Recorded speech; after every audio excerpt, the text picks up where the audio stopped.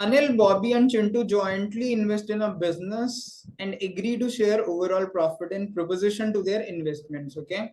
Anil's share of investment is 70%. Okay. His share of profit decreases by 420 if overall profit goes down from 18% to 15%. Fine. Chintu का जो share है वो profit increases by 80 if overall profit goes from 15% to 17% the amount invested by Bobby. It is also an easy question from partnership. ये partnership का एक आसान सवाल है जो हमारी बुकलेट के कई प्रैक्टिस सेट्स में है, कई बच्चों ने किया भी होगा. Let's first try to understand this question. ये एबीसी 3 लोग हैं, उन्होंने बिजनेस में इन्वेस्ट किया. प्रॉफिट ऑब्वियसली उसी रेशियो में होता है जिस रेशियो में इन्वेस्टमेंट होती है. अभी आप प्रॉफिट का बता रखा है और इन्वेस्टमेंट पूछिए कि बी की इन्वेस्टमेंट क्या है. पहला पॉइंट ये समझना जरूरी है कि ए का शेयर ऑफ इन्वेस्टमेंट 70% है. ओके, तो इसने 70% इन्वेस्ट किया होगा तो ऑब्वियसली बी और सी का मिलके 30% इन्वेस्टमेंट रहा होगा, बिकॉज टोटल इन्वेस्टमेंट तो 100% ही होगा ना. अगली लाइन में ये समझना जरूरी है कि his profit, his share of profit, यानी ए का जो शेयर ऑफ प्रॉफिट है it decreases by 420 rupees अगर प्रॉफिट, ओवरऑल प्रॉफिट 18% से 15% हो जाए, यानी एक्चुअली में 3% का डिक्रीज है. तो अगर 3% का डिक्रीज ओवरऑल है तो ऑब्वियसली ए के प्रॉफिट में भी 3% का डिक्रीज होगा. इसका मतलब है 3% profit of A, 3% of A's profit that is equal to this 420 rupees. ये इंपॉर्टेंट चीज है. तो जिन लोगों ने भी ये बेसिक पढ़े हैं दे शुड नो दिस. ये जो 3% का डिक्रीज हो रहा है ना, ये 3% इसके में भी प्रॉफिट में डिक्रीज होगा और वो डिक्रीज जो है वो 420 रुपए उसका प्रॉफिट कम कर देता है.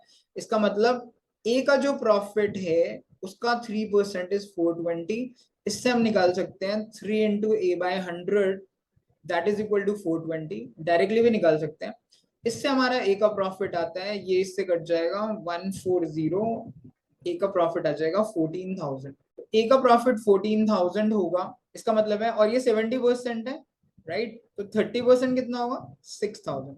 ये भी आप यूनिटरी मेथड से कर सकते हो कि अगर 70% प्रॉफिट मिल रहा है तो ऑब्वियसली 70% इन्वेस्टमेंट रही होगी 40%. 1% इन्वेस्टमेंट कितनी हो जाएगी 14,000 डिवाइडेड बाय 70, और ये कितना होता है 200. और 30% इन्वेस्टमेंट कितनी हो जाएगी 200 इंटू 30 विच इज 6,000. तो बी सी ने मिलकर 6,000 रुपए इन्वेस्ट किए होंगे. ए का तो पता चल गया इसके 14,000 इन्वेस्टमेंट है. अब जो हमारी अगली इंफॉर्मेशन है चिंटू वाली, इसको अगर हम यूज करेंगे तो बी और सी का भी पता चल जाएगा कि भाई इन दोनों का क्या बाइफर्केशन है इन्वेस्टमेंट का, उससे हमें बी की इन्वेस्टमेंट पता चल जाएगी. अब सी क्या कह रहा है इसमें, चिंटू के बारे में क्या कह रहा है कि उसका प्रॉफिट 80 रुपीज इंक्रीज करता है अगर overall profit goes from 15 to 17%. 15 से 17 मतलब 2% का इंक्रीज है.